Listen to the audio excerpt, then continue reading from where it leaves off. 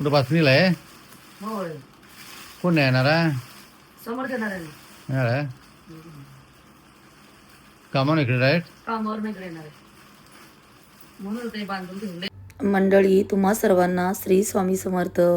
श्री स्वामी समर्थ महाराज तुमच्या सगळ्यांच्या इच्छा मनोकामना पूर्ण करू देत. आणि इकडे मी आजच्या व्हिडिओला सुरुवात केलेली आहे. तर हा आहे ना, हा मसाला बांधलेला आहे. जेव्हा मी मसाला बनवला तेव्हा मी माझ्या लेकीसाठी मसाला नेहमीच बनवते आणि माझ्यासाठी बनवते. आणि यावेळी मग माझ्या माहेरच्या लोकांसाठी सुद्धा बनवला. कारण माझी आई वारली, लगेचच 15-20 दिवसांनी माझा भाऊ वारला. एकाच घरात 2 मयत झाले आणि आता त्यांना मसाला कोण देणार. तर म्हटलं चला आपणच देऊया, म्हणून मग मी हा मसाला बनवलेला आहे. तर समर्थ येणार आहे कामावरून आणि आम्ही प्रज्ञापुरी मठामध्ये सुद्धा जाणार आहोत. प्रज्ञापुरी मठ जो आहे ना, तिकडे मी पहिल्यांदाच जाणार आहे. चला तर तुम्हाला मी आता मठ दाखवते.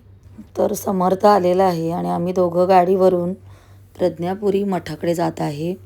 कारण मी तर पहिल्यांदाच जाते, समर्थला माहिती आहे.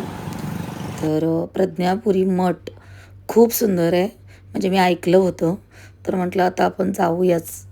आणि जोपर्यंत देवाच्या शरणात जात नाही, देवाची मनोकामना करत नाही, प्रार्थना करत नाही, तोपर्यंत काय चांगलं वाटत नाही. आणि आता भाऊ आणि आई वारल्यापासून तरी मंदिरात गेल्याशिवाय चांगलं वाटतच नाही, म्हणजे घरामध्ये मन लागतच नाही. मठात गेल्यानंतर चांगलं वाटतं. म्हणून मग मी नेहमी कोल्हापूरला असो किंवा मुंबईला असो मठामध्ये जातेच.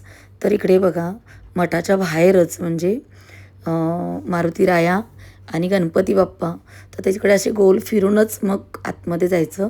तर खूप सुंदर आहे प्रज्ञापुरी मठ. तुम्हा कोणी जर बघितला नसेल तर नक्की तुम्ही व्हिजिट द्या प्रज्ञापुरी मठाला. आणि पुष्कळ गर्दी आहे आणि जोपर्यंत देवाच्या शरणात जात नाही ना, तोपर्यंत चांगलं वाटत नाही. म्हणजे मला तरी असं, म्हणजे माझ्या आई आणि माझा भाऊ वारला, माझ्या आईचा मला रोज कॉल यायचा, माझ्या भावाचा मला रोज कॉल यायचा. तर आता मला त्यांची कॉल येत नाहीत म्हणजे. तर त्यासाठी माझं मन खूप नाराज आहे. माझं त्यांची चर्चा होत नाही, बोलणं होत नाही. आणि ते होते तर मला खूप चांगलं वाटायचं. पण आता तर मला करमायचं सुद्धा बंद झालं आहे. तर मग मी अशी नेहमी मठामध्ये जाते. कारण कसं आहे, आपलं दुखणं आपण कोणाला सांगणार ना, आणि कोणाला सांगूनसुद्धा काय उपयोग. तर इकडे छान प्रार्थना झाली. आणि तुम्हाला प्रज्ञापुरी मठ कसा वाटला नक्की कमेंट करून सांगा. आणि आपल्या चॅनलवरती जर नवीन असाल तर पटकन आपल्या चॅनलला सबस्क्राईब करा, बेल आयकॉन क्लिक करा. चला तर मंडळी, श्री स्वामी समर्थ.